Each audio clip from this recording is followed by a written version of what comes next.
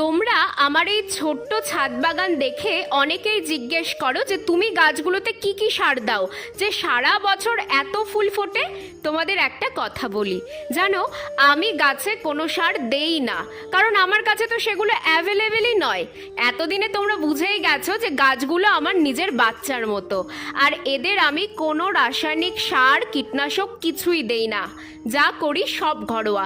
তারপরেও দেখো এই এত ছোট ছোট গাছগুলোতে এত ফুল। এই ছোট্ট জবা গাছটাকে দেখো, পাতার থেকে বোধহয় ফুলই বেশি হয়েছে।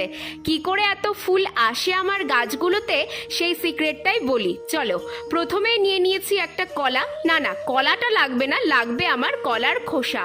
কলার খোসাতে থাকে প্রচুর পরিমাণে পটাশিয়াম, যা গাছে ফুল ও ফল আনতে খুব সাহায্য করে। এই কলার খোসাটা 2 দিন 1 লিটার জলে ভিজিয়ে রাখি, তারপর সেই জলটাই প্রতিটা গাছের মাটিতে আমি দিয়ে দেই।